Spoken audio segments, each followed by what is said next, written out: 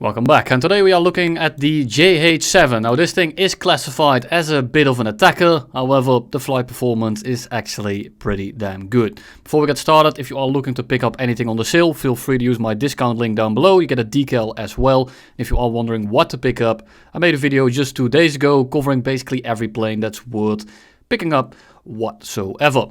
But let's take a look at the JH-7. This thing is a little bit of a crossbreed between the J8 that you might be familiar with, that you have down here, together with something like a Jaguar. It pulls a lot of AOA, it feels a little bit awkward, but actually in a dogfight it's very close to something like an MLD, which is pretty damn good. However, when it comes to the actual flight performance in AirRB, you are not very fast and you have a bit of a lack of missiles. You can see the thrust here is absolutely criminal.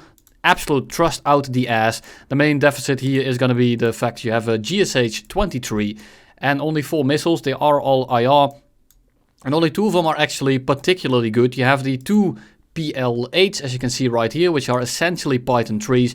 Then you have the PL5Cs, which are basically PL5s, except they are all aspects. So they are a bit better than the PL5. However, they are not fantastic because they are very easy to flare.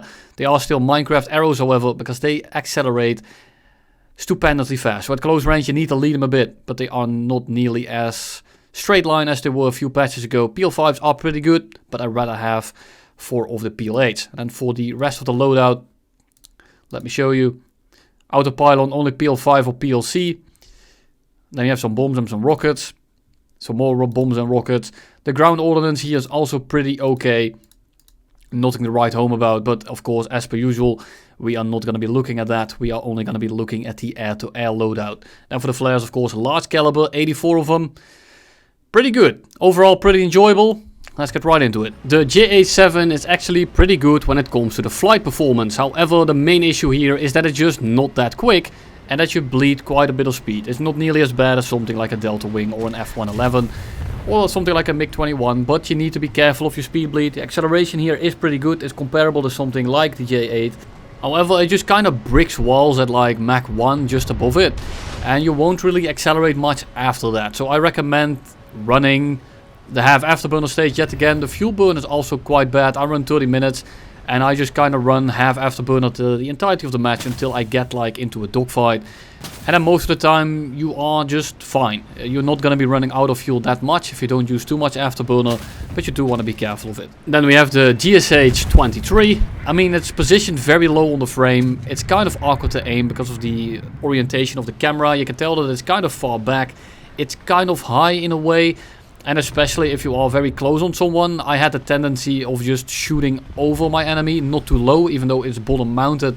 But I kept overcompensating, just like I do in real life, and just kind of aim too high. So I ended up lowering my nose a little bit. Might just be a personal thing, I am not entirely sure. But after a little bit, I did get the hang of it.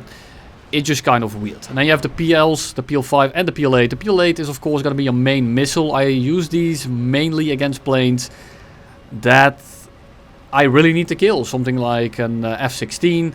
If I see an F-14 in front of me where I know that he's probably not going to be flaring it, I opt to use the one that's a little bit more likely to hit. It depends on what I'm fighting, it depends on where I'm at. Sure, these missiles are all aspect. Don't expect the all aspect performance of something like an AIM-9M or something like the R-73. They do get flared in the head-on very easily. So I recommend for the most part to just not use them in that kind of orientation. And the way we fly this thing today is gonna be like a bit of a rat fighter, and I will show you just that after this clip right here. We dodge the J-35, he won't stick, and he is just gonna run away from us. And we are gonna shoot an PL8 at him. Maybe we can kill him because he only has like 5 flares. Unfortunately, he flares it, and we don't end up getting the kill. He then runs away from us and nothing else happened. Here we have an F5E coming in from behind, and while the F5E normally kind of gets rinsed by this thing, we just took off. We are on 30 minutes and he has been in the air for a while, so we are at a little bit of a disadvantage. So I'm going to try to get position as early as we can, bleed a little bit of speed, make sure we get firmly planted on their 6, and we are going to try to shoot him down in time. Now this was the first game that I did in this plane, so excuse my positioning and my aim. I'm trying to figure out this vehicle right now. And I'm just trying to somewhat sizzle with him. As you can tell, I'm trying to pull lead into his turn right here so I can get a shot. Because at this point in time, I thought I wasn't going to be winning the fight. And I'm just trying to play it as aggressively as possible, which ended up actually working out quite nicely. We missed the first shot there. Again, just not used to the nose positioning as well as the placement of the gun. So we end up missing it. We are still underneath him, kind of inside of his loop. We dodge his line. We then pull in behind him. And in the meantime, the A-10 is just spraying down all the units. So I'm really hoping that I can get the shot here. I move to the left. He actually dodges my shot. And he goes into a bit of a raid fight. Now I'm using my flaps here and I'm using him a little bit too much. But I'm just trying to get on him as quickly as possible. We then pull into the shot here. We just don't have enough lead. And if I had used my flaps a little bit less, I probably would have been able to. So we then cut off his loop yet again. Trying to be as aggressive as possible. I know the tickets are going down very, very quick. I have him locked up. And I am going to kill him basically right here. And then we fail the mission. Yeah, I love RRB tickets. But enough of that. Let's go back to the game. We have a MiG-29 going for us. We are landing. We are decently low on fuel and we don't have any missiles left. So I'm going to break off. I'm going to turn into him. Not going to give him an easy shot. And we are going to fly away from the runway because I actually want to fight this guy. So we are going to fly after him for a little bit, push him over this hill. And then we can hopefully dogfight him away from the Airfield AA. So once we crash the hill basically, or the mountain, I'm sorry for our fellow Dutch people, I'm going to give him some room. Hopefully he's going to turn in and hopefully we are going to have a bit of a dogfight. Now the MiG-29 and this thing, we have to test it a little bit better. But it is winnable, it's not completely helpless. But I think that the MiG-29 is going to have a little bit of an edge. But we turn in instantly, we were a bit slower. We sacrificed some speed to get some positioning in instantly. He goes vertical and because he takes the wrong approach here, I'm able to set myself up. Now I won't get a shot here, but I'm going to set up for his counterattack. So I'm going to loop on over, desynchronize the loop, drop the landing flaps. And we are just going to slowly but surely float into his fuel tank and blow him out of the air. Now he's going to burn up after a little bit and we go back to land. However, I'm getting locked yet again and I think to myself, I'd rather just try to fight the guy. Because if I land right now, what ends up happening is I'm going to get strafed or I can take back off and have to leave the game. So I'd rather just get another fight in. So we fly towards their side of the map. I'm just going to be intercepting him because I'm trying to figure out how this plane works. This is the second game I did in the vehicle. So I'm still not completely used to it. And I'm not entirely sure what it can and can't do. I have a decent understanding of it at this point. But it's not as accurate as I would like it to be. So I want to test its limits. Unfortunately, the limit is going to be tested by something like an F4J. And I know that I'm just going to 2 or 3 turn this guy. So we go up. We almost instantly turn in. But he's going a little bit slower. So I dodge his guns. And I predict where he's going to be. I stay outside of his cone. And here I could have turned downwards to like get inside of him. However, I didn't expect him to turn away and break off. So, I mean, I can't really predict what he's going to do. Mostly when they take that much of the fight, they will stick it all the way throughout. He then breaks off and he ends up finishing the fight just like he would have. So at the end of the day, it doesn't really change what he did. He did basically the worst thing he could have done. He first dove away, gave me position, and then he turned back in. And I was already out-turning him when we were on equal. So you can understand that it's not going to work out very well. Then we land and we get intercepted by 3 people circling the runway. And we don't manage to take back off. So that's going to be the L of the day. But let's take a look at some of the average gameplay where the fights are actually bigger. And it's not about the 1v1s. That is good in the 1v1. Is all fine and dandy. However, RRB is not a custom lobby. So I want to be playing it like a bit of a snake. And I see all these planes and I see this terrain. And I think to myself, I'm not going to be taking that. I'm going to be breaking off. I'm going to be staying out of line of sight. And I'm going to be wrapping around so I can come in from the side where they aren't looking. Or at least that's the plan. It doesn't always go according to plan. But you can at least try. So I come up over the hill here. Most of them are flying towards my team.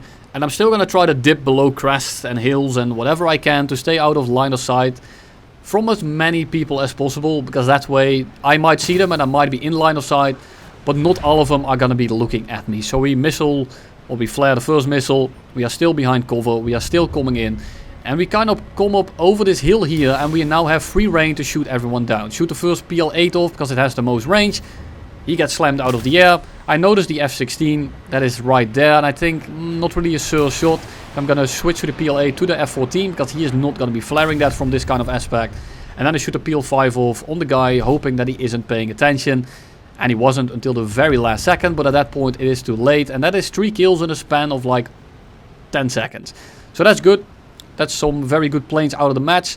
MiG-21 wasn't that important, but the F-14 and the F-16s are not fun planes to fight. At least for the rest of our team, because they have a very big arsenal of missiles. And at this point the game is essentially over, but we still want to finish it up without throwing the game. So we go for the MiG-23. We get behind him, and he's not really paying attention to us.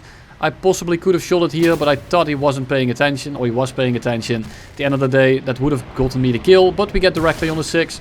We shoot the missile off, it gets flared, and he slams himself into the ground.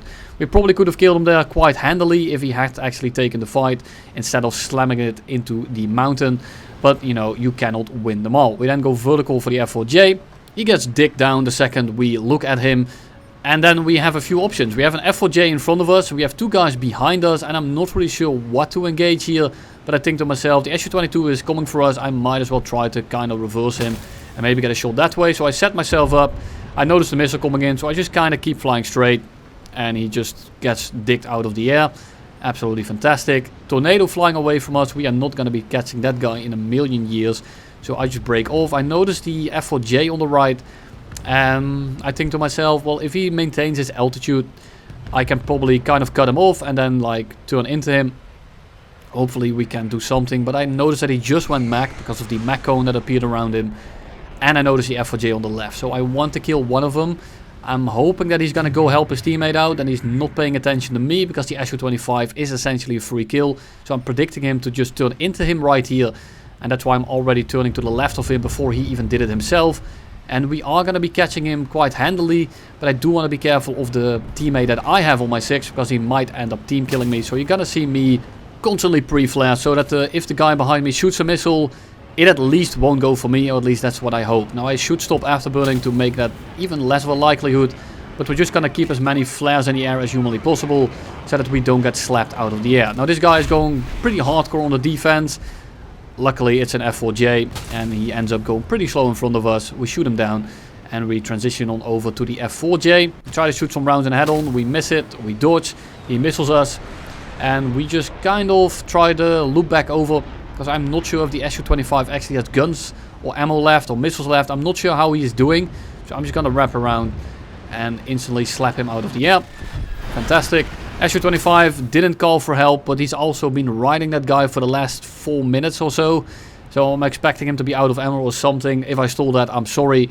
But I'm not going to let that guy live, run back to the airfield and then lose us the game. Then the last guy here is going to be the Tornado. I mean, he's just taken off. There's not much to show here. But I just want to show it for completionist sake. Because some of you actually like that kind of stuff.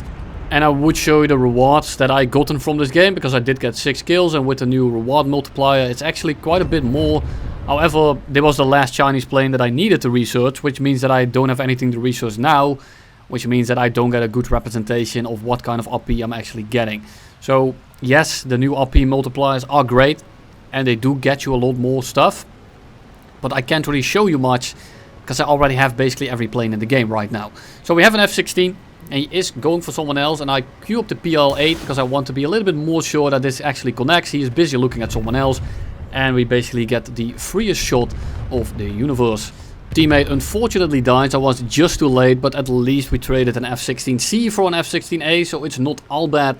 AIM-9Ms are something that are extremely annoying to deal with. Same thing with the R-73s, but luckily they are mainly in my team, so I don't have to worry about those all too much. I'm not a big fan of these new IR missiles. They are fun to use to a degree, but they're also just not rewarding at all. And at the same time, they are absolutely insufferable to play against. And that's why you see me use terrain a lot more than I used to do. And here we are on the veiny cock map, or rocky pillars with a lot of clouds. So it's basically the Freddy Fazbear jump scare map. Because if you are dogfighting, you might just end up finding yourself flying into a pillar. Shoot a PL5C at relatively close range. Make sure that it can pull in. He doesn't flare it. Mirage F1, not the biggest concern. Try to send them back to the hangar, but we unfortunately miss our rounds. And I see this massive furball in front of me with planes that are much better than the F1. So I'm just going to fly towards them and so who I can take down. Shoot at the first guy that's not paying attention. Dodged the second head-on, but he didn't really seem to be paying attention to me either. Not able to shoot a missile off at the second guy, and then I go for the third. And the third one is pre-flaring, so not really worth shooting a missile there, especially a PL8, it's just a waste. Managed to crit him with the guns, which is fantastic, and then we loop on over and see who we can engage. F1C comes back, almost ends up taking us out, because we are paying attention to someone else. The guy below us does get crit, and now we have an F16C and an F1C. So I start pre-flaring, so I don't have to worry about an AIM-9M finding my ass. Well, it might still happen, but I can at least try. I have enough countermeasures to do so right now. I then enter the clouds, and I should be able to get away from him, at least for a little bit. I'm trying to keep him straight to go for me, so that our F16 can park on his 6. However, the F16 actually kind of disengages. So I start turning around to pressure the F16 in a 2v1. The F1C is also not very good. I'm not too worried about him, so I want to pressure this F16 in a bit of a 2v1. He's on the 6 of my friend. However, he does actually switch targets, so we go underneath him, try to make him crash, and I thought for a second he was dead. I look forward to dodge the F1. Unfortunately, the F16 actually managed to find a very small defilade to not pancake into the ground. So that's a bit unlucky. Now we are basically back to square one. However, the F16 is in front of us, so we are in a little bit of a better position. I'm not too worried about the Mirage, but then I suddenly notice the F16 coming in, do the same thing again, go low, dodge his shots. But the F1C is now going for us, and the F16 is also turning around for us. So I do the thing that I don't want to do, and that is fly towards the rocky pillars and use the terrain. F16 slams the F1C. Not really a massive feat, but he did it anyway. And now it's a 2v1, and you can actually try to do something here. So I start turning in again. I want to keep the F16 close to us so he can't run away. Notice him coming in out of the clouds. Dodges Vulcan. And now we can just kind of turn after him, because it is a 2v1. I do want to make sure that I do not get gunned down right there. So I just kind of go over his nose. He's committed to us, so I'm just going to break off. And this makes it so that the rest of the teammates can now come in. And this is how you fly the JH-7 for the most part. Use your teammates, or be in a 1v1, but an F16 is a plane. You do not want a 1v1 in this thing. But that goes for basically every plane in the game right now. Hope it was helpful, hope you enjoyed it, and you will see me in the next one.